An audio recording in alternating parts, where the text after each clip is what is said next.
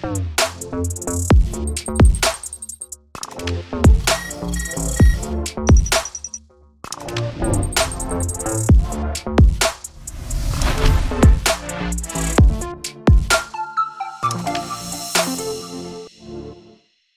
good that we could be hosting this tonight and that you're here, especially in your day. So I appreciate the time that you're making to be here. Of course, I'm glad to be here. I'm excited. Absolutely, me too. Well, tonight is usually me hosting everyone else, and we're sharing some expertise and some insights. But tonight, you're the expert. You're the one in the firm control of the knowledge scope that is going to be in play tonight. So I'm really looking forward to being the student whilst you're being the master for sure. Cool. I'm excited. Absolutely. Well, I did listen to a few of your podcast episodes, and I was like, "Oh, I've definitely got to up my game in terms of what Paige does because her podcast is certainly so well presented, and especially the way that you come across as well." So, definitely no pressure at all coming into this. Thank you. I'm just going to be me. We'll see what happens. Absolutely. Well, I'm looking forward to it because some people might think, "Oh, why do you have different types of guests on from a variation of different backgrounds, especially when it comes to sport." And I think that's what I'm trying to aim for, really, is that difference when it comes down to it. In it's not just coaches, it's not just players, but there is a wider selection of professionals and guests who appear on a podcast to share these different experiences and insights, especially when it comes from particular backgrounds, whether that be youth work or whether it's relationships, education, because there's so much that comes into it that isn't really, from what I see from my experience, where players aren't educated or have that knowledge upon. So it's great to try and take what you're doing and try and shape it in a way towards sport, but looking away from that from sport onto individuals themselves, which is the most important thing, because as much as sport might play a big part of their life, sport isn't a forever thing as well for some people. So it's about getting down to that basis, which is really important as well. Yeah, I agree. Eventually our bodies give out, and what do we have left in our life? Ourselves. Absolutely, I completely agree. Well, before we get straight into it, it'd be nothing greater than you to introduce yourself, because there'd be nothing worse than me taking away from who you are and what you have certainly to offer, especially in terms of that presentation of skills and experience that you have. Yeah, sure. So just as an introduction, my name is Paige Bond. I go by the pronoun she, her, and I'm a licensed marriage and family therapist here in the States, in Florida, South Carolina, and Vermont. And I have an all online practice focused on relationships. I love talking about relationships. And so I mainly focus on helping people who struggle with relationship anxiety, who are anxious in their relationships, whether they're worried about their relationship ending, they're worried about a fight causing their relationship to end, or maybe they're getting out of a relationship and how to process through a breakup. And I also have another special focus on helping people navigate non monogamous dynamics, whether that is navigating it for trying to figure out how to open up, what happens when opening up goes wrong, or also how to backtrack to see if what kind of relationship they do want when they realize that opening up wasn't right for them. I love that, and I've just taken down some key notes here, especially as you note them all, because there's so much I want to really escalate and take away from you that I really don't want to miss out on any scope of that at all.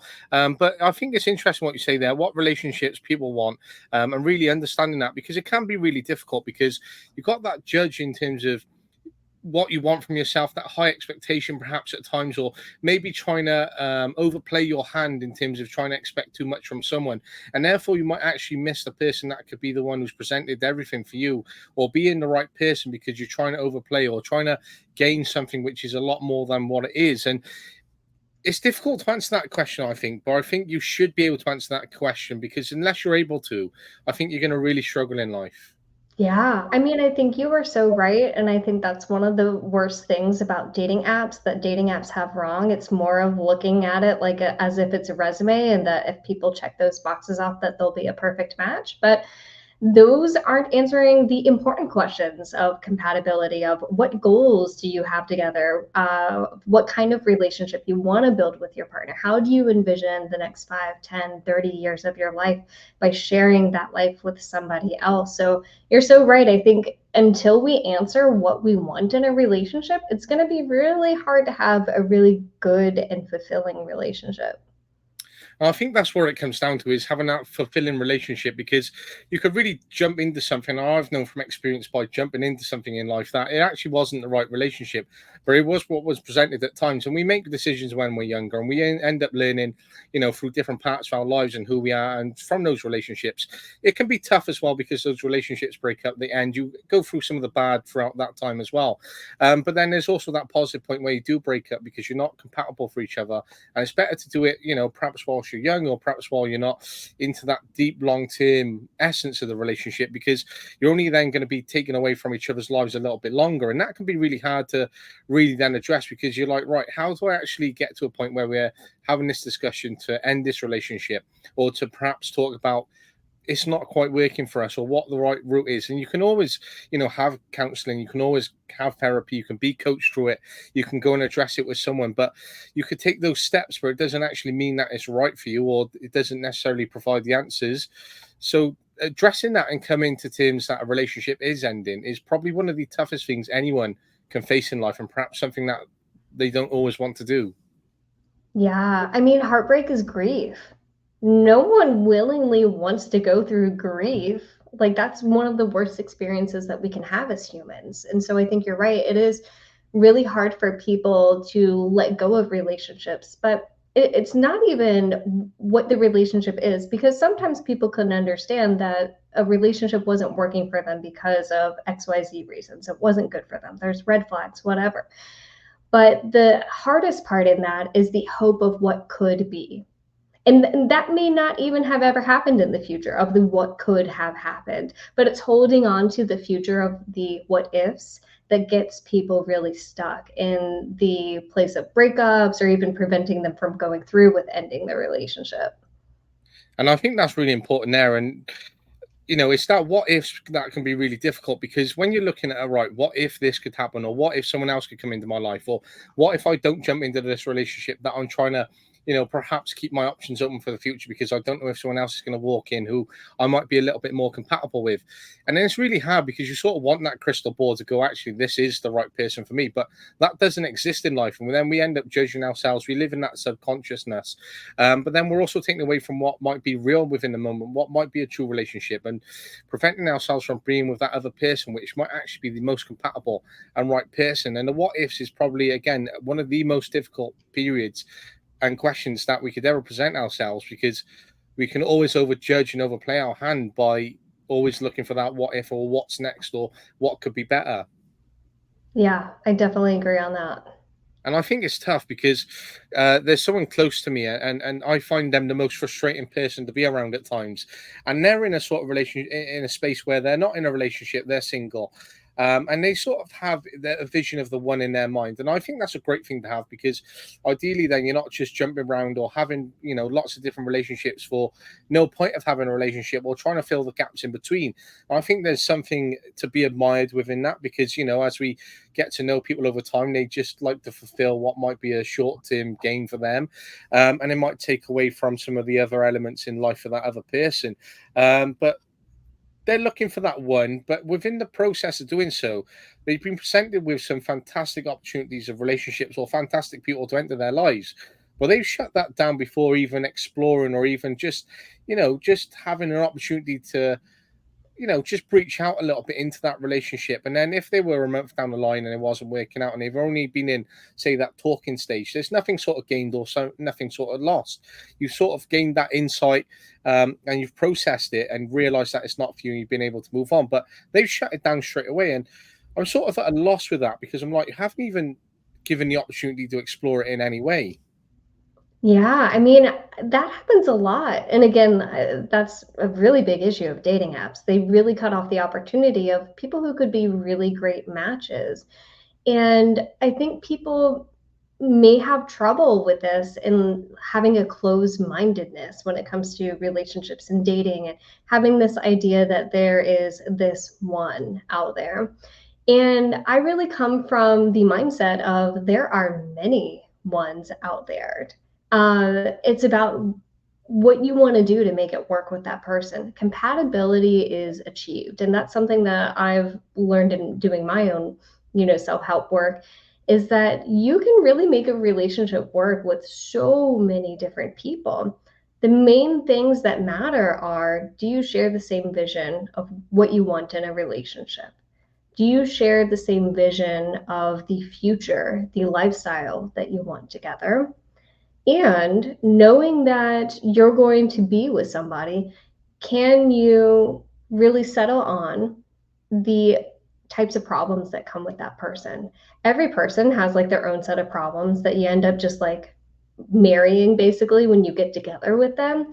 And usually they don't change. Like in my training in couples therapy, through the Gottman Research Institute, they say that 69% of problems are unsolvable. And so we got to figure out how to live with those problems. And so it's really not about, finding the one. It's about navigating the ups and downs, the challenges that come with relationships, and doing it together.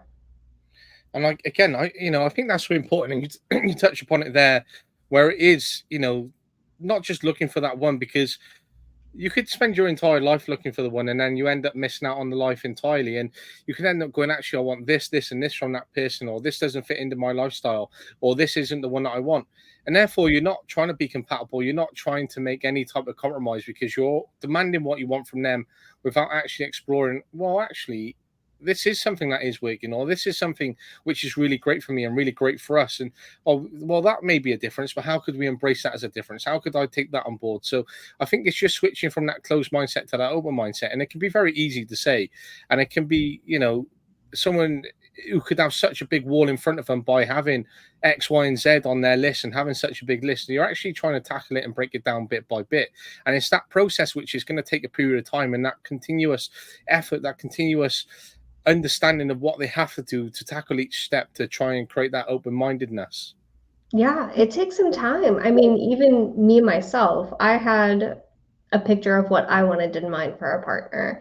And I hadn't done the work yet and processed through all of my red flags that attracted me to a certain type of person.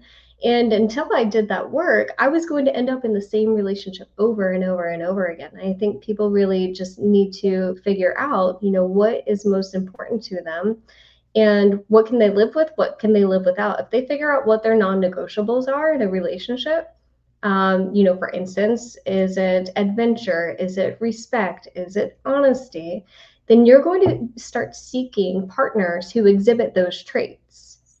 If we're only looking for, a 6'5", dark, tall, handsome, whatever, then you're going to be really pinholed or pigeonholed into a certain type of person, and they might not fit all of the other green flag criteria that you really want out of a relationship. And now when you say that, it's you're sort of taking away from a wide scale and narrowing it down very, very neatly. And it can be a good thing to sort of narrow it down in terms of what you want. But then if you're narrowing it down too much, you're actually again missing out on the potential of who and what if, and actually a great relationship that could have been presented to you, or what something that could have been so great. And again, it comes down to that sort of crystal ball. And I say this to my best mate all the time. Whenever we're out, I wish I could just, something that you see on like a social media, you get to see, their single status, etc. And I wish you could see that above every person. But underneath that, I wish you could see, right, there's a little green light icon, they're interested, or there's a red one. And that way you can sort of understand, right, I need to approach this person, because just approaching that person can be very, very difficult. And I say to my best mate again, you don't know what might happen. This person you could spend the rest of your life with because you've had a 10-minute conversation, or you've just branched the opportunity to try and have one. If it shuts down, just walk away, and that's fair enough. There's nothing in there between it. But just by branching it, you never know what could come of it. So we don't have that crystal ball. We don't have that sort of, bright light status above us yet. You never know what AI might bring. But I think it's hard to try and understand someone's instincts, especially if you're in a public place, and to look across the road or look across a bar, etc., and try and understand whether they actually like you, because only in your head you know whether you'll like someone, and then you can't mind read that person either. So it can be a difficult place to sort of be in, especially judge our own selves and that understanding of where we are with it. But it's just taking that step forward, that hurdle, which is always the most difficult thing. Yeah, you bring a good point up about rejection. I mean, rejection is really painful. And I would like to challenge people to really think of it as like a sifter or a filter, where when you get rejected, you're that much closer to finding what you want. And so actually practicing rejection and really leaning into, ooh, okay, what's, sore spot does this hit for me? Does it make me feel inadequate in my approach to another person? Does it make me feel like I'm not attractive enough for some reason because they went with, big buff whoever, instead of me, right? So it teaches you a little bit about your own insecurities, which is great to know so you can work on them. And then really helps you also, if we can reframe it, change that mindset into, ooh, okay, so now I sifted this person out. They're not going to be a good fit for me. Let me keep practicing on to the next one. And, as you keep talking about, if we really focus on this one thing and we really lose the chances on being able to maybe meet with someone for our entire life. I keep thinking of the show How I Met Your Mother, and the main character Ted Mosby is just on this mission to find the one, to find his wife over and over again. And the I don't know, it's probably 8 seasons where he's trying to find his wife, going date after date after date. And his approach to finding that person makes it really tough to actually really settle down. He does a lot of self-sabotaging. So if you want to learn how to not date or how to not approach relationships, don't do it like Ted from How I Met Your Mother. That was certainly, I was going to bring it up to you because, as you say, the one, that is definitely a show which is presented on the basis of the one and the finding it. I was very late to watching How I Met Your Mother, and I watched all 8 seasons last year for the first time. And it's obviously aged over time in that period and what happened. And obviously has the worst ending of any TV show presented. But as he's trying to filter out the one, it is very difficult because realistically, he has all these wonderful relationships, and again, they're such wonderful people, and there is some context that it is TV based and for views, etc.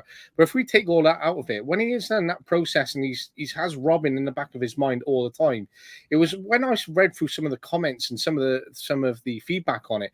Some people said that he doesn't want perfect, but he always wanted the one, and I think that plays into a little bit of context there because as someone like my good friend might be going right, this is perfect for me in terms of right, this is what I want in my criteria from this person. Actually, that perfect doesn't actually exist. You might get maybe 65% of what you want from your vision, or 65% of the person that you love forever in terms of what they give you.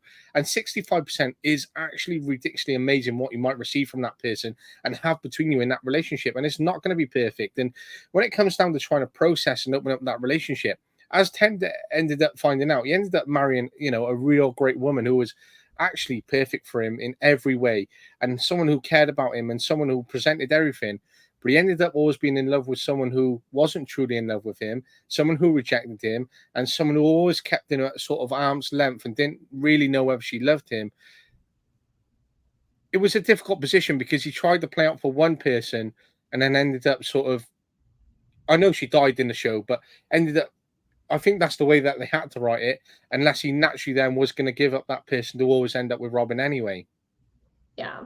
Yeah. I think that was the whole point of the show, of like this person who just stole his heart from the beginning, and through, it was played out that he would end up with her.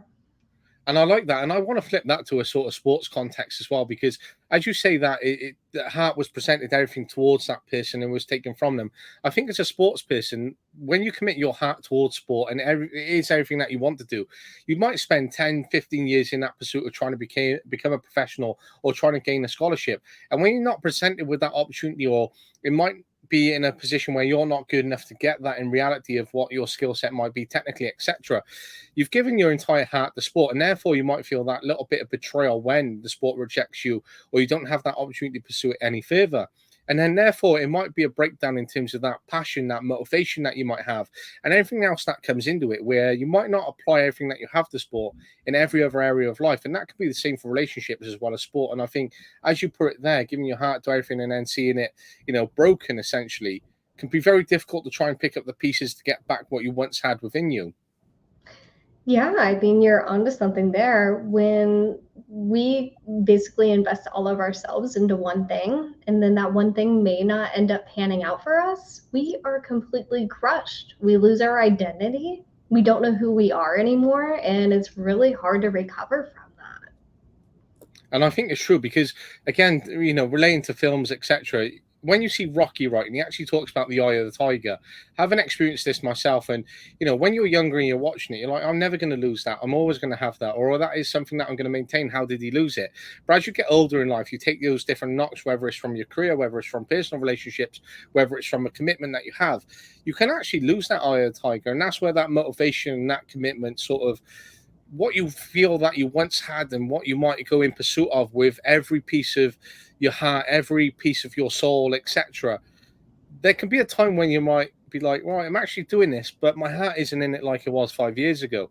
And that can be a real difficult sort of position to be in your life as well. Yeah, it turns into feeling like an obligation rather than a passion at that point. And I think, again, when you flip that to a relationship and put in that, when you're in a relationship and it's feeling more like an obligation rather than a relationship, or that true sort of sense of belonging or true sense of enjoyment that should come with a relationship, then when you're doing it just for an obligation, it can be a real difficult sort of position for you to be in terms of that motivation, that commitment. And then you might get in that, you might start developing that little side eye where your eye's not firmly on a person that you love, and then suddenly you're trying to identify everything around you as to what if again and what you might want from life, or might try and explore other options when realistically that shouldn't be the case. Yeah, I'm so glad you brought that up because that actually is really a beginning of that comparison trail that we might start getting onto. And sometimes that can lead to cheating and stepping out on the relationship, because we are doing this comparison game and thinking that there's something out there better than our relationship rather than turning the focus inwards and trying to look at what the issue is and working to fix it. And I really like that, where you should turn your focus inward, because it's a bit difficult when you're trying to, you know, play a path that you're trying to maintain everything that you want, and your focus is split into so many different areas. You want a bit of this, you want a bit of that, and it can be same for everyone in life, because they're trying to piece together everything where they want to really have a bit of everything, and they're trying to explore different avenues. And there's nothing wrong in that exploration, but when it comes to relationships, it can be very wrong, and it can be, very concerning in terms of how you might treat that other person, especially about the outcomes which might impact them because of the actions that you may take, and they're not the right actions which should have been taken or even explored in the first place, because your eye has been turned or your head has been tilted because you're trying to look outward rather than inward. And what is inward is the person who's truly in front of you, the person who you might have just had a shaky 2 months with, and in 6 months time you're going to forget all about those 2 months, and maybe it's not real that big hindrance or that big problem or that big issue which it really was and presented, and therefore your life has still moved on, but you've done it together without having other people come in between you. Yeah, I mean, if we want to relate that back to sports, think about, maybe one person trying to pick between two teams to join, and maybe they've had a long-term commitment with one team. All of a sudden, they're approached by a new one. They seem to be having a really good offer, while in their current team, they're struggling or something. Or maybe there's conflict going on with another teammate. And so they're like, whatever, let me just join the other one. Whereas if they were to go back and look inward, and work with the other teammate to resolve whatever conflict is at hand, maybe that could have been a better choice for them. And I love how you flip that back to sport, and I appreciate that, because as you talked about the comparison trail, that came into my mind instantly. And I can think of a handful of players which I've coached, and now they're sort of doing their own thing in lives, and they're making those selections with their families. I can think of many opportunities where they're with one club and they're trying to look at other clubs, or they're exploring, or they might be training with other clubs because they're trying to filter out their hand somewhere else and trying to compare what they currently have against what might be better, because it's going to suit their objective or narrative a lot better than what is currently in front of them. And that can then be difficult because you're out there trying to compare against what is around you, what might be presented the look on the outside to be something better than you have. And realistically, then you're taking away what might be your passion or your true love, because you're trying to compare it to something else. And then when you try and make that jump, or you do make that jump, you end up losing that passion, that love, that connection where you had something at that right place at the right time, because you're trying to be in pursuit of something that might be a little bit better. Mm-hmm. Yeah. And that's difficult because as we try to pursue something that might be a little bit better, it doesn't always necessarily mean that it is going to be the best. It doesn't necessarily mean that is the next best step for us. And as we say, there might always be a next best step, but that doesn't always actually exist. Yeah, I mean, I'll tell you from personal experience, I've done that myself with relationships. I was in a relationship that felt like it had gone stale. I had tried to use all the resources I could, but kind of got to a point where I had given up. And so I started seeing that there could be grass greener on the other side. And I ended up in a different relationship that actually was way worse and ended up being filled with way more red flags than I could have imagined. When if maybe I had stuck out the other relationship and tried maybe a different approach or something else, it could have ended up better. Mhm. And I think that's so important as well in terms of trying to see something end up better or trying to see what might be as well, because we have to explore ourselves, we have to explore what we want, but we must also understand who is going to be implicated in that situation and what the outcomes might be. And just trying to weigh those up can be really, difficult to do so. But I think it's also the most moral thing and ethical thing to do as well. Yeah, I agree. So, from your experience, then, when it comes into sport, and especially focusing maybe perhaps on older individuals now, and not with specific, details and scenarios, etc. But when you have these individuals who have gone through life, gone through sport, they've had adversity, they've overcome, barriers, they've been in competitive environments, they've been comparing themselves against other people most of their lives anyway. This can have a big impact when it comes to a long-term relationship, to a marriage, to how that might end up having a breakdown. And when you see some of the signs, some of the symptoms within a person who they might not have identified within themselves, what might you see as someone from the outside where you can see this person maybe breaking down or seeing what might be a barrier to their relationship? You'll start to see themselves in this state of just questioning their own truth, questioning if they're going to do something right. There's a lot of self doubt involved. And so they may actually start relying on other people for answers rather than going again within and making decisions for themselves. So that's one thing that can come up is a bit of that anxiety of afraid of making the wrong decision and trying to lay the responsibility on somebody else to do that for them. And when it comes into that responsibility for them from someone else, that responsibility which they might put into someone else isn't something that they may have seen previously in their sporting experience, because their commitment has been, it has to be me. Only I can make that change. Only I can be the player on the pitch. Only I can try and achieve the scholarship or professional contract. And when it comes to trying to hand over the reins a little bit, whereby they're just giving over a little bit of control, they're just opening up a little bit, their padlock has suddenly opened and someone else has got a key, or someone else has got a little bit of weight towards that, that can be really difficult for a person for the first time, especially to hand over, and until they're into that long-term relationship. And therefore someone else might see that as a barrier, going, oh, actually this person isn't opening up to me, they're actually very difficult, or this is actually their personality. Well, actually, if you just give them a little bit more of time, you might actually understand it's not their personality, it's just a little barrier that they're presenting, because that's what they've always been used to by their narrative, by the context that they've been within. Yeah, as a therapist, I would approach that as an issue of trust. And until trust can be really built, they're not going to open up and give you, full free ride with the key that you have. You're only opening one lock out of maybe many locks along the way. And I think that's important, because having experienced that as well, there might be many defensive mechanisms that you have because you've always wanted to present yourself, or especially in sport, you're like, right, I have to compete against these players, or I have to be within this environment, or I can't really reveal where I'm going to be within training or where I'm currently at, because I might then get hindered by the media or someone else, and stories might get out, and then I'm under pressure, and there's all these external factors that come into it. So it's having these little locks and understanding it's not just one and going, right, this is the opening to our relationship. There might be another 10 on the way, especially someone coming from that sporting environment and background.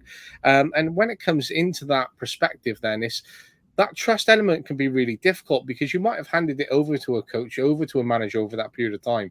And when it has come to that difficult decision, or that manager or coach has moved on, that trust can be really hindered and really broken in that process as well.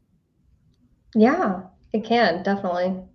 And I think that just shows it's not just about that intimate relationship, but it just comes down to that friendship or professional relationship, which can be impacted by people, their personalities, by their experience, by what is presented in front of them as well. And it's difficult then as well when you present it. But just going back to that sort of marriage as well, when someone is perhaps married, especially to a sport athlete, that athlete might be traveling, they might be committed, they might be training, they might be, having late nights, weekends, etc. And I think it touches upon that trust element a little bit as well. But for that other person, they must really understand that it's not because they don't want to be in that relationship. It's about that they have a true commitment to what they might be real in pursuit of, what their dream and goal might be, as well as the fact that it might be generating a life and income for your family. And it can be difficult because someone might go, actually, you should work 9 to 5, or you should do this and that. But actually, it's a goal in the process as well. And I think it's important when you're in a marriage or in that long term relationship to understand what someone else's big commitments might be. Yeah, it can be really hard for the partner left behind or back home to really see the big picture, that end goal, right? Like, as you said, the person who's the athlete is trying to build maybe generational wealth for the family, trying to build stability. And that can be really hard to grasp as the family back home, where you're experiencing in real time this sense of loss, without your partner, this sense of absence of all of the other things that happen in their physical presence. And so that could be really, really difficult. Yeah. And I think you touched upon it there, is that absenteeism. Because when you have that absenteeism, you can think of the person who is actually tilting their head because they might be unhappy with what their partner might be offering or in that position or where their relationship is currently at. But when if you flip it to that other person as well, they could be like, well, actually, my partner's traveling, my partner's currently training. I don't see them often enough. I want someone who I can come home to and then just, spend the night watching TV with, or just, pop out and grab some food with. And that can be really difficult because you might see your life sort of moving away as someone else is in pursuit of their goals, because you're like, actually, this evening's been wasted and that evening's been wasted. And then suddenly, over a course of 6 months to a year, you might have a huge bag of wasted evenings, which you feel might be, actually, I've got to look at the majority here in this bag, which is making me really unhappy. And this might lead to me ending this relationship. And that could be a really tough position to be in as well.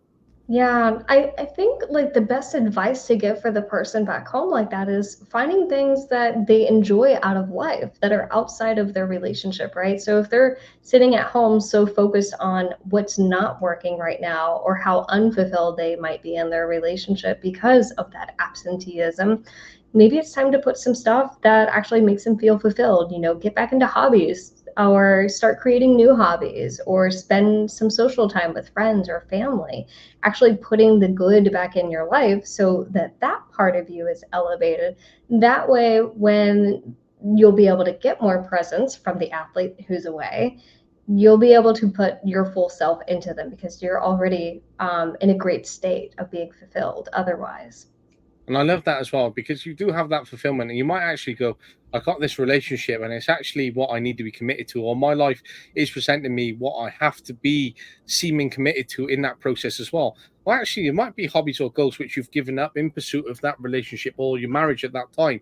And suddenly, I think I read it some time ago, whereby someone says you don't actually have to give up your hobbies or what you enjoy as soon as you get married. And I think that's a conception which is presented by people, because they're suddenly like, well, you are married, you have to give up your life, or you have to stop doing this because you should be going home and spending the evening with your partner. And that can be tough because, you want to spend time with them as well as trying to be in pursuit of what you want to do. And it can be a real hard balancing act when you're that person in the middle between hobby and what you enjoy, and then maintain a relationship and happiness with someone else.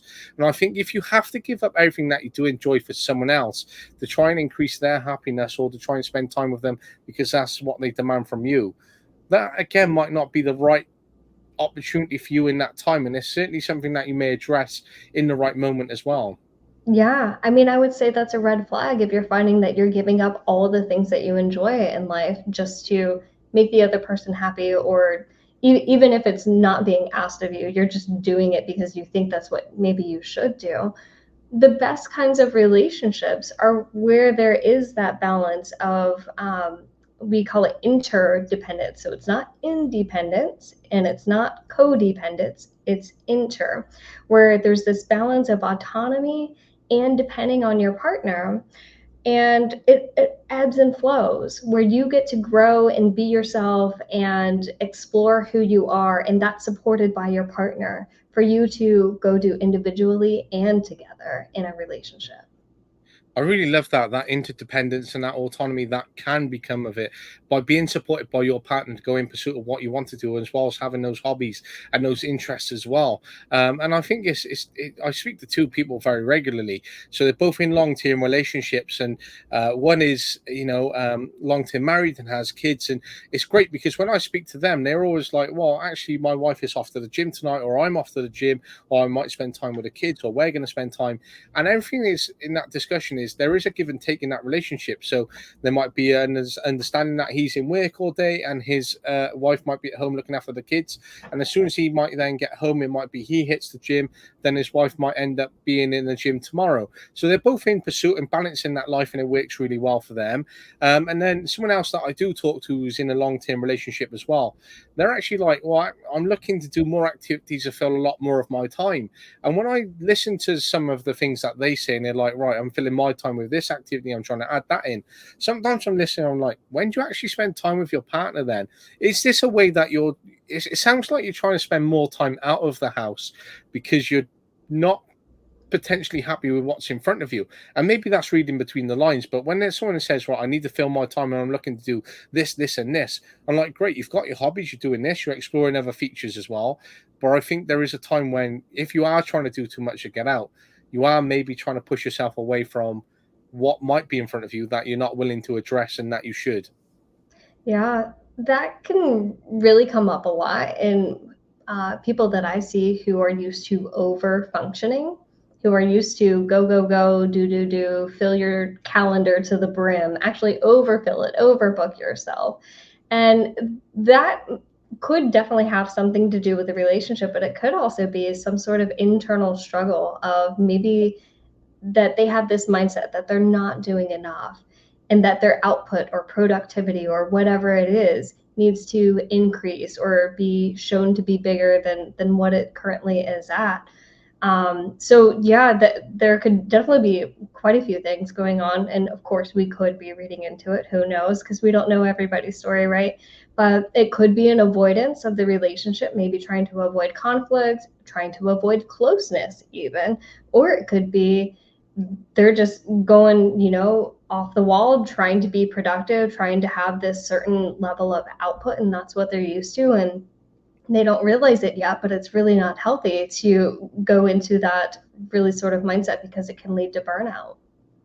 And I think when you look at the other person as well within that, I'm thinking of the context as well. I think you shouldn't be in a position where you should be happy to accept that situation as well, because I can think of perhaps just a typical player within the game, and they might be training, say 3 times in the week. They might then have a game on a weekend. So they might have 4 commitments or 4 different days where they have to be committed to sport. So that's 4 out of 7. So that's majority of their week taken up. Then they might hit the gym another night. They might then end up having another gym session in between. So they might have one and off. They might then spend the rest of the day at the club. They might then go and, you know, be down the pub with the boys and watching another game. And suddenly, a majority of their week, 90% is now filled between sport and what they love. And again, there's nothing wrong with that. But for their partner, they've not only continuously trained, they've not only, that's okay, they've done that. They've gone and played their game, which is great. They've hit the gym because they've needed to.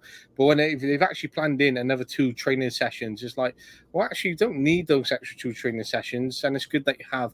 But how often are these happening? Or suddenly now you're spending all day, every day down the club on a Saturday. And that's becoming more frequent. And therefore, they're spending more time out of the house, or they might be spending more time away from you. And that's nice because there is that balance and they need to pursue what they enjoy as well.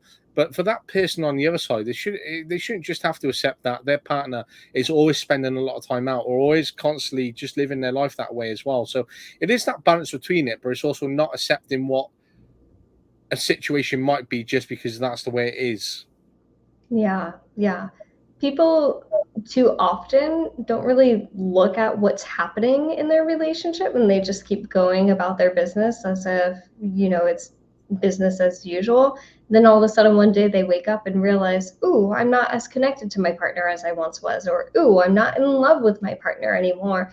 And people often think that it's something that just happened all of a sudden, but it's really this slow buildup over time that just like floats right underneath our noses the entire time. So it's really important to take that self inventory and the inventory of the relationship to really focus on what's happening.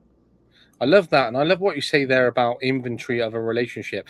That's not a term that I've ever heard before, but that is something which is certainly one which is a great reflection point, and certainly a term which I think actually opens up a little bit of a branch in terms of what you might present. So, whether you're a therapist as yourself or a coach, someone in that relationship, you might actually go, "What is in your inventory of this?" And you might have two people sitting there going, actually, what is within that? Or suddenly you might have people reel that off straight away. I think that just opens up maybe a little bit of context or a talking point where then you start to create some dialogue in terms of addressing some of the issues or addressing that good, because they might actually throw in all the bad things and all those red flags, and suddenly they've got a whole bunch of issues, and they might be sitting there going, well, actually, this isn't working. But their other bit of the inventory might be a lot of green flags, which they haven't put in there and presented to themselves. They may be like, well, actually, these two flags we could address. These two flags are going to be a bit of a long term. And then you've sort of created an action plan without that formality about how to approach that relationship, which is really important. So I actually really love that. And I think that is something which can be explored further when you come into these sort of relationships or these conversations. Yeah, I mean, I love how you laid that out there, like an easy roadmap for you to just pick off, what could be something that you could deal with now and what could be something that is going to be more long term, but we'll still tackle it. Absolutely, and this is why I wanted you to come on, because for me it was a learning exercise to take as much away from you as possible. Because listening and seeing what you do, I was like, whoa, I'm so taken back by the level of where you're at. So if I'm to give a little bit of context, what you might see is the podcasting might be to do with sport, but day to day I'm a teacher as well. So I spend a lot of time working in pastoral care and doing a lot of the support for my students, which I'm able to work with. So they experience a lot of trauma, breakdown in relationships, home life, etc. And therefore their peer relationships are broken down or at home. And then also, I'm currently a university student, and one of my modules at the moment is coaching and mentoring.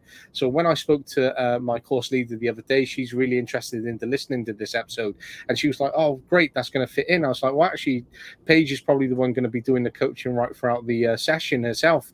But that is when, as soon as I thought you said that, and I'm thinking of that, I'm thinking of my students, how I might present a little bit of a coaching model in terms of what I could develop into a framework or into a dialogue because of what I'm able to do each day. And that's what sort of context that I'm coming from, is trying to look at someone from a very young period of age, say from the age of 6 all the way up to their late sort of adult years, in terms of how a breakdown in relationship from a young age or their experiences might lead to a breakdown at a later age in life because of what they've experienced in life as well as through sport as well. And when it comes to sort of these young people that we get to see each day, we're seeing a life which is changing in front of us. So obviously we see a lot of technological change.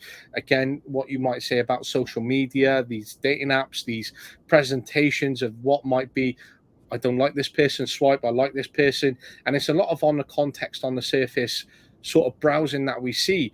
And then we see a lot of other pressures which come around from other people. Oh, this person has this person's married, this person's having a kid. And sometimes when I see people have kids, I'm like, well, you've chosen to have a kid because you've probably seen a lot of people around you have them. And you're thinking, I'm missing out here. And I think it's that sort of, again, that scope of missing out of what could be and making a wrong decision because you're trying to fit yourself into a context or narrative. Well, you hit right on it. Fear of missing out. What if I make the wrong decision? And I myself, I choose to be child free. I don't want children, which is very against societal norms. And I think this happens with a lot of topics. It happens with kids. It happens with monogamy versus non-monogamy. We are given, kind of like this social construct of what should be done in relationships and how we should be as partners. Whereas people often forget that they can design their life exactly the way they want to. And I think what happens for people who are running into struggles or conflicts is They are working so hard to fit in, to feel like they belong, without really ever looking at what's really important to them and having that fulfilling life. And I think, again, I love what you say there in terms of designing your life in the way that you want it, as well as those social contracts that might be presented or may play a part in our lives. Because we might see, again, what might be the narrative around us. And suddenly we're creating a narrative of social norms or social experiences of what we've witnessed or observed from everyone else around us. And then we're trying to fit into that, and that's not always the best or the right sort of pathway to take for us, because that doesn't necessarily mean we're on that one. And that's why I always think at the end of life, at some point, I think that someone is going to present themselves to me and I'm going to go, well, actually, would you like to go back to this part of your life, because there was a pathway there that you didn't explore and you ended up going down that pathway and it wasn't actually the right one for you, but only in a bigger version of, deep philosophy that comes in that sort of play and that narrative. I think actually there is a pathway where we can go down, because there is a narrative that has led us down there, and it's not always the right sort of position to play into. So when it comes into it, I have touched on a little bit of philosophy there, but when it comes to coaching, when it comes to therapy, a lot of it is based on theory, a lot of it is based on experience, a lot of it is based on actual life experience. But for you then, as a practitioner, as someone who is that professional, do you find it difficult to sort of not conflict yourself with philosophy and that deeper meaning? Or is it very easy to be focused on models and that theory and what might be actually experienced? I think that it's just a conglomeration of everything. It's hard to pick just one way to do things or pick just one mindset to do things. I think anything that happens to us, any experience, any information that we intake as learning, really are these little moments that fine tune the direction of the life that we're going in. And we have all of these questions that, or these pathways that we could take, right? I just finished watching Everything Everywhere All at Once again this past weekend. So I'm really into this mindset of like, there are so many options we can take, right? And I think it's really hard to say, like, okay, this option is going to be the correct one or the right one. I'm using quotations for people who are listening. You won't know. And so what's really important is getting to a place of acceptance with the choices that you do make. And then if you find that you are at a place where you're not enjoying a certain path that you're taking, that's a sign for you to start taking a different one. And I think that's, again, I keep saying that I really love it, but I really do love what you say as well, because place of acceptance of the choices that you make. And I think that is something really true within that, and something really authentic, because you're at that position where you're like, I actually accept this. And you might find yourself in a place at life, especially as someone who's been in sport and has spent much time overcoming barriers or overcoming issues which might be presenting themselves. And they may not always be accepting of who they are. I have to be better because this player might be ahead of me. Or I have to be better in terms of my personality. Or I have to be better because coach says this. Or I have to be better because my parents or family, etc., have pushed me to be here. And actually, it might be a point in where they go, actually, I accept this. And they might be at a bit of a loss then at their lives, because their life has always been in pursuit of something else, or always been in a position where they're trying to compare or contrast themselves with someone. And it's always been perhaps a little bit detrimental. So when they're actually in that place of acceptance, they might be at a loss within that point. And it's actually then a turning point for them to go down a different pathway or a different route, which they might not have actually considered before, or something that might not actually come into the context in terms of those relationships or that experiences that they may have had before. Precisely. Yeah. And it can be really difficult for a person when they're in that place of acceptance, because they might be trying to find out who they really are at that point. And it might be later on in their lives, because we might try to say to people, or we might hear conversations where people should really know what they want to do by 16, or where they should be between 16 and 18, and having that life set out for them. And it actually might be until 35, 40, etc. They might actually not understand until that point that they're going to be at a later stage in their life, and they're going to be at a true understanding of what is presented in front of them and what has taken them there at that point as well. Yeah. I think the thing that's so hard about acceptance is realizing that we can't change reality. We don't have control over that. And we wish, right? We wish for that so hard sometimes if we're in a situation where we are not happy with. But once we get to that place of, ooh, okay, this is where my life is at right now, then they can actually gain some sense of control over what to do next. And I think it's that control over what to do next, where some people don't always have that sort of position presented to themselves because the control might be, especially in sport, that it is in someone else's hands, that they have to work hard to be presented something or to try and gain that opportunity. And therefore, they're always having to work harder to get that. And when they actually have control for the first time, they don't actually know what that can be like. And that can be, again, something that may come up in a relationship because that other person might be going, well, actually, they're becoming controlling or they're becoming this or they're becoming that. And therefore, it might be a breakdown in relationship. Well, actually, it might be a position of a control that they've never experienced before. And they've actually never had the discussion about what they may seem to be doing or that position in terms of that relationship, which might be perceived as a negative or a potential breakdown because they're experiencing something which they've never had before. And again, it might be one of those padlocks which might be presented and might be just be working with them to understand that. And sometimes we have this position where we expect our partners or someone that we may be to firmly understand or to have that firm position of truly being aware of what's happening around them and what's going on in between them. And they might have absolutely zero idea of what's going on. And it might just be a case of approaching that conversation because you might see or hear relationships breaking up and splitting up. And you might go to one of them, well, actually, did you ask this question? Did you actually explore this? And they might actually go, no. And then suddenly they're at a point where it's an end point or life has moved on, or perhaps it's a breakdown which they can overcome, but they haven't actually asked the key questions in between. Yeah, that's my job every day, is prompting people with those questions to ask themselves. And for you, then, just flipping it towards your sort of profession, your experience. When I work with a lot of the young people that I work with, I love what I do every day. And some of the people that I work with, my colleagues, they're like, "How do you do what you do every day?" I'm like, "Well, it's quite easy actually. I just love working with them and I love seeing what each day brings. And as much as some moments might be more testing and challenging than others, it doesn't put me off coming back in tomorrow. It's something that I still want to pursue every day." And I suppose you might get some of the same questions in terms of your context as well, because you are sort of stopping and starting with some of the people that you work with. You might get to an end point where you might have agreed 10 weeks therapy with a couple, and then suddenly you might be starting a new couple and it's another 10 weeks. So it's a lot of stop starting, and that can be difficult. But over those 10 weeks, which then is 20 because you've had two lots, they might be very different over that course of 20 weeks, and they might be very different. So it's not actually a case of 10 weeks here, 10 weeks there, doing the same thing and repetitive. It's also different in terms of the narrative that you're able to work in, which makes it so enjoyable. Yeah. I mean, I've never met the same client. Problems and the topics and themes are very similar, but I've never met the same person going through the same exact thing, having the same mindset or whatever. So it is always something different for me.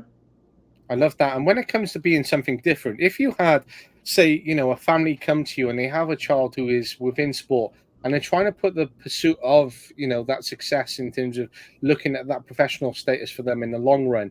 And what you might see a lot, especially in American game, is across social media, is this absolute advertising of players, especially through parents on Twitter, on social media. And when they're doing so, they're trying to essentially sell their child, their product to a club, to a university, etc.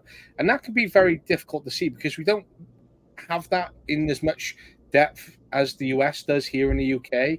But when I see it from a surface, I'm like, I love what is on offer from the US game, and I think there's nothing wrong with it. And I think we actually need to take that on board here in the UK. And I love seeing what players are able to position themselves. I love seeing them manage and handle their own social media. I love the fact that their families, push them to do volunteering, to have those commitments. And we need a lot more of that here in the UK. So I really do love that as a true win in terms of the American sort of perspective. But when it comes down to that, and you have this family sort of approach you, and a child says to you or the young person, "I'm under a lot of pressure. My parents keep putting me under. They're trying to push me here. I feel pressure from my coach. I'm losing a bit of motivation. I had a breakdown in my relationship this week." What would you go and say to this person who has having a breakdown in relationships and is under this pressure, who might be 14, 15 years of age? How could you approach that just to go breathe and relax? Yeah. So first I would ask them what feels like the most pressure.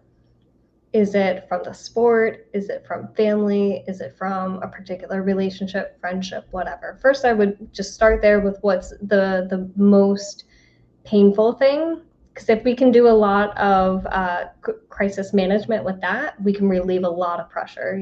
Kind of thinking about shaking up a soda bottle and having a lot spurt out. Well, we can calm all of that carbonation down if we can locate what the biggest crisis is first. So first I would do that and explore, okay, what's causing you the most pain right now.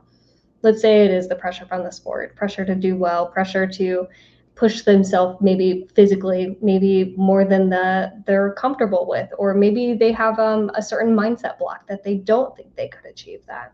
So we would talk about that. Sounds like anxiety, just from this short scenario that we're creating, and we would explore that a little bit deeper.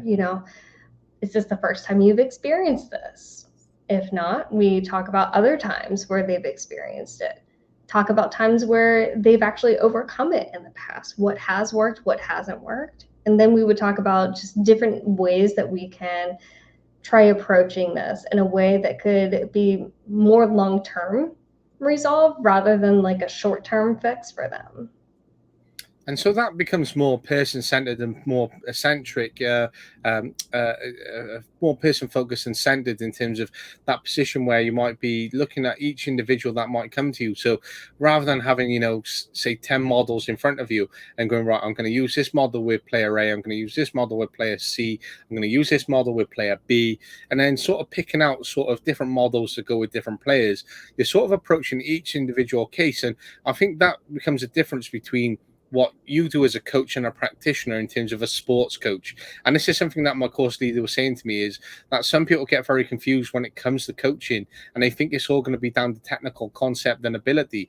Actually, it's not down to that. It's actually coaching them in terms of their dialogue, their communication, their understanding. And that's very different from technical ability and sports coaching. And I think that comes into coaching a person in that position. And for the potential of a coach listening to this, I want you to really understand that there is a big difference between coaching someone and being a coach in terms of what you do on the field as well. And it's not all about models, not all about theory, but it's about understanding each individual opportunity and case which is presented and really having that person at the forefront of what you do. Yes, it's not a one size fits all. Absolutely. And I think that's the important thing there, is that you're not just looking at, right, I've got 30 players, they all have to be managed in the same way. They have different personalities. So I might have 30 different conversations. And again, it might be similar where it's not the same all the time, because you might have the same themes, the same topics, same kind of discussions, but they're all going to be very different. And then each of these players can be very different. Each of these are going to be very supported in terms of that. But in sport, we might get a lot of different personalities, might get a lot of different people. And it can be difficult for individuals who manage or coach these professionals or these athletes coming through, because they might have backgrounds or experiences which they might not be tailored to or experienced or maybe qualified to. So you might have a young individual who comes in and goes, Paige, I've got a lot of trauma within my life.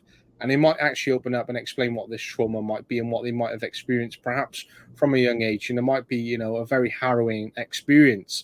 And they might feel, "Oh, actually, I don't want to perhaps be in the same changing room when the players get changed, or I don't feel comfortable in terms of presenting myself in front of them, or I don't fancy staying overnight somewhere else because of the team traveling.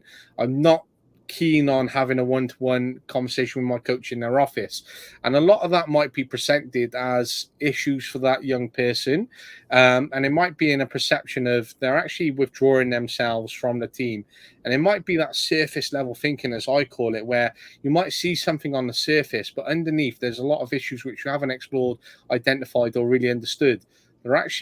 They're not surface issues whereby you're thinking it's X, Y, and Z, because it's actually A, B, and C, and you haven't truly understood it yet. Yeah, I mean, the first thought that goes in my mind is there could be some sort of attachment issue there. The reason for pulling away, is it because you feel like maybe you can't depend on your teammates? Is it because you feel like you would be judged in the locker room, changing into your uniform? Is it because you don't feel like they're reliable? So I would explore a little bit of that and see how they just feel about their teammate and their coach as just a starting point, at least. And I think it's just having that starting point, which some people might not consider or even put into perspective or play, because they might be, oh, actually, I don't want to get to there at that point, or I should be there at this point. Well, actually, you need to start somewhere to get somewhere. I know that sounds very straightforward to do so, but someone might not even considering, again, taking that front foot or going approaching someone and having that conversation or taking that position where they might go, actually, I want to address this relationship, or there might be a relationship in this if I go and talk to someone about this, or even if I just attempt to go over and speak to them. And it can be very difficult for them when they approach that sort of situation and take that first step forward, because they might not have the confidence to take that first step forward. Yeah, and I think that's one thing to explore is what is that barrier there? If we can really pinpoint that and start addressing that there, you might have a problem solved sooner than you even think. And when it comes to problem solving, and again, looking at this self inventory, this inventory of a relationship, for you to say, maybe perhaps identify some key elements that might be in there for a positive and healthy relationship, for someone who has a practitioner experience, what might you expect to be within that inventory? Respect, number one, respect. Valuing honesty and transparency, even when it might be one of the hardest things to do, but being open and honest is cornerstone of a really good relationship.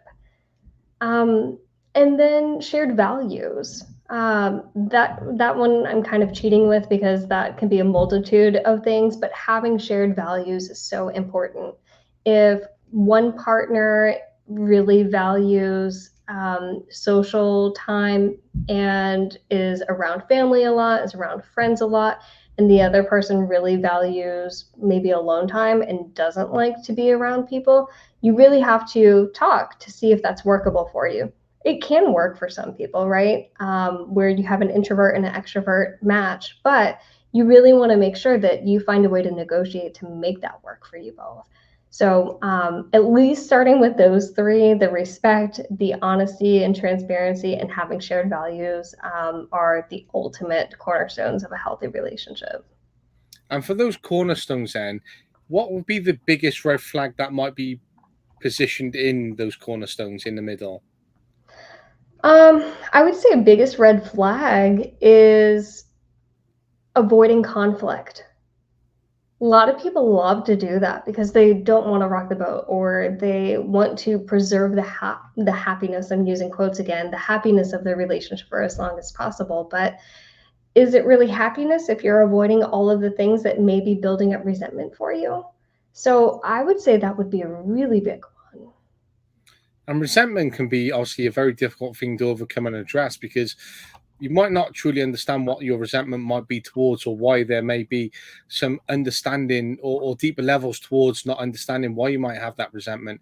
And I think addressing that can be really difficult, but I think it's really important to address that before it gets into a position where it can become unmanageable, because by default our brains will scan for threats around us, and as we're scanning for threats around us, we might go, well, actually this bloke might make a move on my girlfriend, or I don't feel comfortable with her going on a holiday with the girls because she might be out in hot weather, she's going to be dressed this way, she's going to be partying. And suddenly you're developing all these different subconscious thoughts, and within doing so you're developing a sense of paranoia within yourself, and then therefore might become that red flag, that self sort of uh, self sort of positioning, whereby you question everything around you, where you're not having that trust, that and that autonomy, that sort of opportunity to really present what might be an issue and having that conversation with your partner, because of that result of that paranoia which you're surrounding yourself and creating. 100%. I mean, you describe self doubt and self sabotage right there. And one thing that I think can be really unfair when we try to brush over conflict, or, brush it under the rug and keep it in rather than bringing it up to our partner, is we are robbing our partner the chance of proving us wrong, that maybe they can handle what truth we want to tell them. We're robbing them the chance to fix the issue or such. And so it's so important to really address conflict head on, What makes relationships work is not the fact that conflict may show up or not show up, it's how you navigate conflict. I think that navigation process can be again difficult, but I think you have to have a navigation process which is really important and taking that forward. And I think as you talk about that self doubt, that self sabotage, within that, I think the importance is vulnerability. Now, vulnerability can be really hard to present, really hard to develop, and really hard to sort of portray and start to have that opportunity to talk about, especially with a partner or someone close to you, because you might be like, well, I'm the one who should be paying the bill, so I'm the one who should be protecting this person, I'm the one who they should be coming to for support. But actually, if you're showing that self-doubt, that opportunity of vulnerability as well, you might be going, oh, actually, they might end up looking at me and going, oh, this person is the one who can take care of me, this person isn't this person isn't that, and therefore that creates that cycle of paranoia again. And therefore you're actually like, well, this person is going to leave me for this person is going to leave me for that. Well, actually that vulnerability means that they can understand you a little bit more, as well as understanding the fact of what your insecurities may be, what your red flags may be, or how you could present a position where you could really move forward as a couple, where they can really understand what you're going to be about. So you might be vulnerable in a situation, but if your partner stood next to you and they're understanding, well, actually, we're out and about right now, I can feel her hand going because she's feeling very vulnerable in this situation. You know how to best support them within that, rather than letting them struggle and then perhaps having an argument about it because you're like, you were withdrawn, you weren't doing this, you weren't doing that. Well, actually, she was feeling vulnerable within the situation. I can understand why she was feeling like that. And the best thing for me to do is approaching the situation right now. And then perhaps when we're at home later on, then we can have a bit of a deeper discussion around it and understand them a little bit more. So I think it's those steps that is really important when you talk about that as you've gone through it as well. Yeah, I mean, you laid that out so beautifully, and I've seen such great reactions from partners when they are presented with that vulnerability from their partner.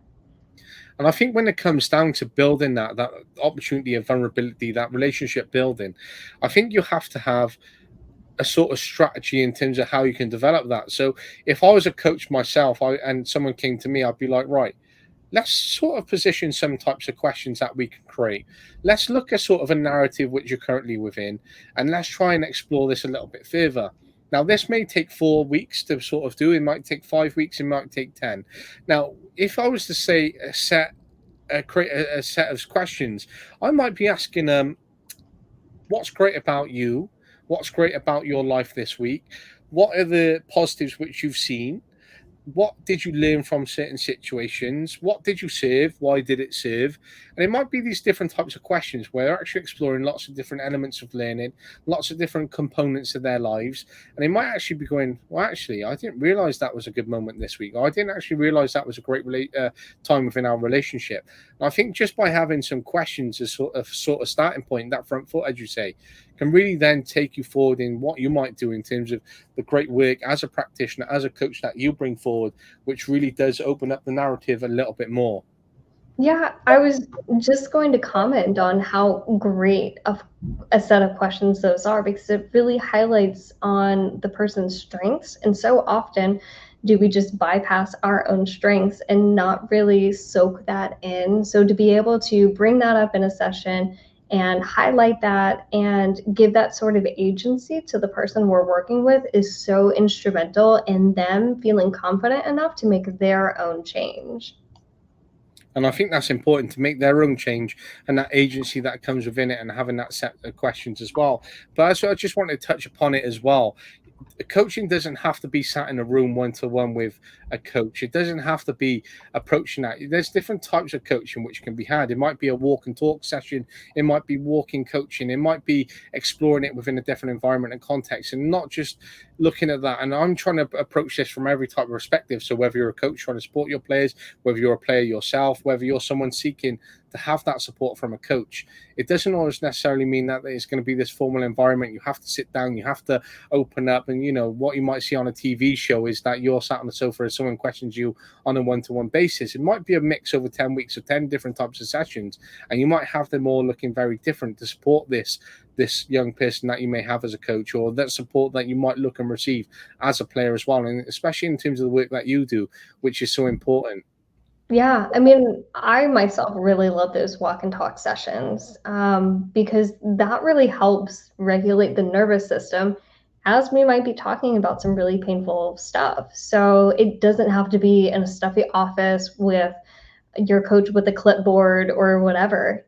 coaching can be really adaptable to however works for you. And when it comes to that, then what other types of coaching which you might deliver to some participants or those who engage with you? So for me, I really use a lot of, let's say like worksheets, video trainings. I really like using even other podcasts or other YouTube videos that are really helpful.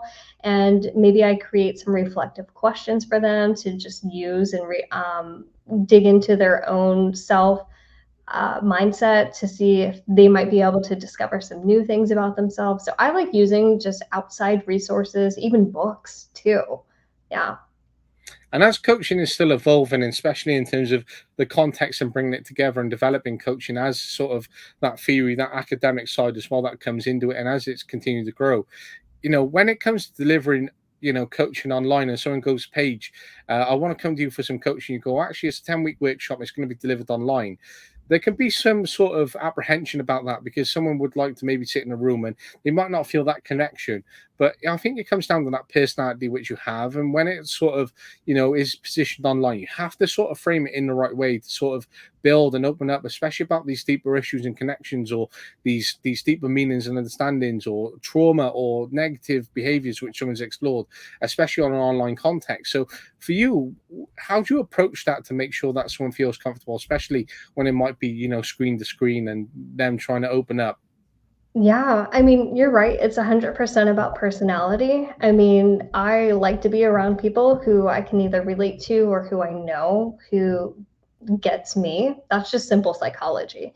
So for me to be able to project that to the world, I mean, this is another reason why I like guesting on podcasts. It's another reason why I have my own podcast so people can kind of get to know me without even working with me directly yet. I like to put my personality in the things that I write. So whether it's a blog post or an email to my list or the types of workbooks that I create, I try to put just a little bit of the page pizzazz that showcases who I am without them actually even having to meet me directly yet. And I think that's important in terms of what you talk about as well, in terms of that positioning and framing of that coaching, how that may look, and what you're able to do through that online format as well. And I think it's been great that you've been able to come on and support this, especially from a personal narrative, especially from that scope of the individual, from a sporting context as well, touching upon that growth between a young age to being of an older age, flip between both sides of a relationship, those different perspectives of what you might endure as a coach, as an individual approaching that, as someone within sport as well. There is so much within that is truly explored, and as you talked about, as well as touching upon some of your coaching practice as well. But I just wanted to give a shout out to your podcast, and please correct me if I'm wrong, but that is Stubborn Love on Spotify and other media outlets. And it is certainly one where you have a lot of practitioners and those who touch upon relationships to another level as well. So for anyone listening who wants to take this further, I really suggest listening to Paige and what she has to offer. And there's a lot of great episodes. So a big shout out to her, and certainly for what she has to offer. And you can check her website out, pagebond.com, where she can really touch upon a great program which she offers. And I believe that is called the Jealousy to Joy Journey. And I'm really interested in terms of that. And I'm not sure if you just wanted to highlight a little bit on that for anyone who might explore that further with you. Yeah, so I created the jealousy to joy journey out of, my own journey that I struggled with jealousy and insecurity and people pleasing in a relationship where I wasn't really looking at my own needs or desires of what I wanted. And so I created that basically as a roadmap for people to explore themselves, to explore what they want out of a relationship, to learn how to communicate better, to learn how to comfort themselves or comfort with their partner when they really need that self-soothing, and really explore. Essentially, I've created the program for non-monogamous relationships so that they can really design and decide if that's the route that they want to go in, and if so, what else do we need to do to be able to make sure that works? And if not, that's okay. You still have all of these other skills of designing the relationship you want and learning how to communicate and comfort yourself or feel comforted by a partner during that process. I think there's a lot to offer and a lot which you might not really explore yourself, or something which you might consider, but it might be so important to you without you realizing. And I know that it has been sort of, again, how does relationships, how does this alignment of someone who is experienced within marriage, someone who is a licensed marriage and family therapist, how does that fit into sport? Well, I suppose if you're asking those types of questions, then you're asking the wrong questions, because there's the absolute reason why these practitioners, these professionals fit into sport, and why they play such a key part, and why it is not just in a sporting context, but a wider context as well, which is to be considered and really want to explore further. But if there is anything you'd like to sort of share or that you wanted to say, Paige, you can do so if you want to.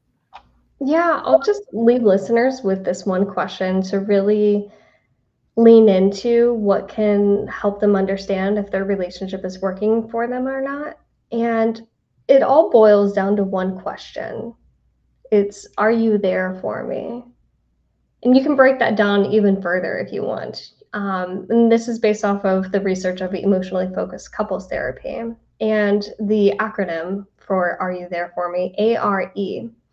Are you accessible? Can I reach out to my partner? Are they responsive? When I reach out, do they reply? And are they engaged? Can I receive that emotional support that I'm really looking for? And so I just wanted to leave that. That can work for, personal romantic relationships. That can even count for romantic relationships or platonic. Like we kind of went back to and on that coaching scenario of maybe the person is really struggling with connecting with their peers on the team or something like that. They can use that same process. ARE, are you there for me? And so that can just be a little cheat sheet to help you really know and signal to yourself if you are feeling supported in your relationship or not. Well, Paige, I really appreciate it, and I love the way that you leave that on, and I love that you asked that key question. And anyone who's listening, please drop that in, and I suppose we can share that even further and explore it. But for me, it's been great to speak to such a wonderful expert, and I know what you share across your socials genuinely is something which is worth checking out, and for you to certainly explore and to be out there further. But it's been so appreciative of you coming on the podcast and certainly making time for me, and especially being able to share this, especially from a sporting context, and asking these questions. And it's a big thanks from me for being so organized and helping this formulate and come together. But honestly, I've really enjoyed my time with you, and I wish you the very best of luck into what's to come. And I'm glad we've been able to build this relationship. Yeah, me too, Luca. It's been a long time coming. I know we've been chatting for a while, so I'm glad we finally got to do this and talked about some really awesome topics today. Well, me too. And you know where I am if you need anything from me. And I look forward to seeing what you have to share for the future as well. And again, take care and enjoy the rest of your day, because you still got a lot of it to come from where you're at. Yes, I do. I hope you have a good rest of your evening. Thank you very much. Well, bye. Bye, Luca.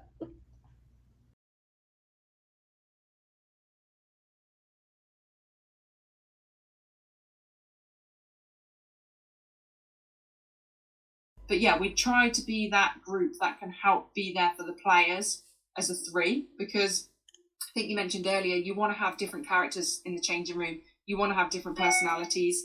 You don't want the same kind of people, because you're not going to be able to move forward. If you've got 10 people and they all agree the same things, you're going to get to a point in time where actually you're going to become unstuck. You need that one person to actually be like, nah, I don't agree with that. Or actually, we should try this. And I think that's why the huddle works, is we're all quite different as human beings. And I think you need 3 different people in there, because some players will naturally gravitate towards me and my personality, but equally some might go to the other 2, and that's absolutely fine.